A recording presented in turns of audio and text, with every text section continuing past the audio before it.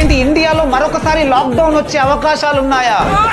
ఊహిస్తేనే భయంకరంగా ఉంది. ఫైనల్ గా కరోనా పోయింది అని ప్రపంచమంతా ఊపిరి పీల్చుకుంటుంటే 5 సంవత్సరాల తర్వాత చైనాలో మళ్ళీ ఒక వైరస్ పుట్టింది.